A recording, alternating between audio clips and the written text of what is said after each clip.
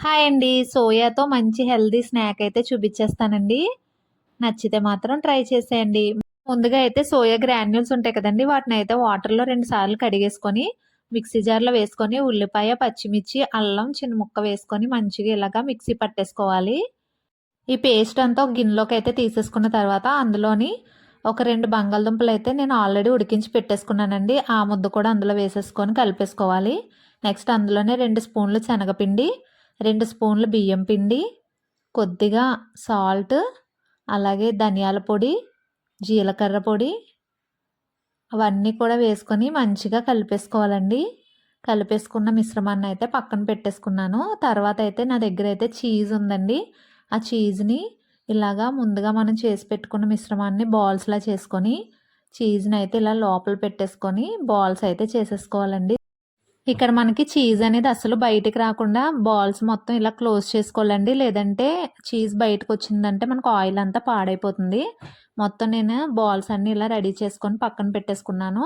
ఈ లోపైతే మనకి bread crumbs ఉంటాయి కదా! అవి కూడా నేను గ్రైండ్ చేసి పెట్టేసుకున్నానండి.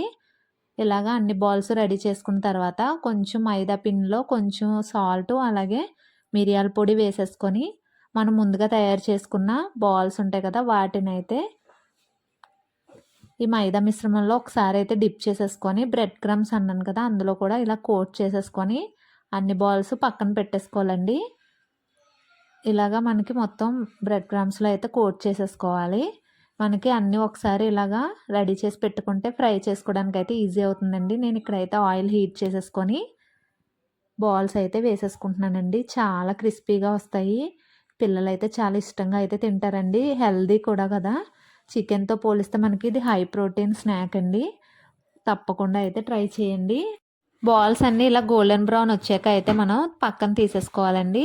ఇక్కడైతే నేను టిష్యూ పేపర్ వేసుకొని అందులోకైతే తీసేసుకుంటున్నాను. ఎక్సెస్ ఆయిల్ అంటే మొత్తం అంతా వచ్చేస్తుంది. ఇక్కడ చూసారా క్రిస్పీగా ఎంత బాగున్నాయో. మా పిల్లలైతే చాలా ఎంజాయ్ చేస్తూ తినేసారండి. ఇక్కడైతే నేను చూపిస్తున్నాను చూసారా మీకు. ఒకటైతే కట్ చేసి చూపిస్తున్నాను. లోపలైతే చీజ్ చాలా బాగా మెల్ట్ అవుతుంది. వేడి వేడిగా తింటేనే టేస్ట్ అయితే చాలా బాగుంటుందండి. ఇక్కడ మా పిల్లలకైతే వేడి వేడిగా పెట్టేశాను. మా వాళ్ళకైతే చాలా బాగా నచ్చేసాయండి. పిల్లలకి పెట్టేశాక నేను కూడా టేస్ట్ చేశానండి. నాకు కూడా చాలా బాగా నచ్చేసాయండి. నేనైతే ఈ స్నాక్ ఫస్ట్ టైం అయితే ట్రై చేస్తున్నాను. నాకైతే చాలా బాగా నచ్చింది. ఇక్కడ మా వాళ్ళు చూసారా అసలు వదలకుండా ఎలా తినేస్తున్నారో. ఇక్కడ ఇంకా నాకు కొంచెం బ్యాటర్ అయితే మిగిలిపోయిందండి. దాన్నయితే నేను ఇలా నగ్గెట్స్ కింద అయితే వేసేసాను. ఇందులో అయితే ఫిల్లింగ్ ఏం పెట్టకుండా నార్మల్‌గా అయితే నగ్గెట్స్‌లా అయితే వేసాను. చాలా బాగున్నాయి ఇవి కూడా టేస్ట్ అయితే. ఒకసారి అయితే కంపల్సరీ ట్రై చేసి అయితే చూడండి.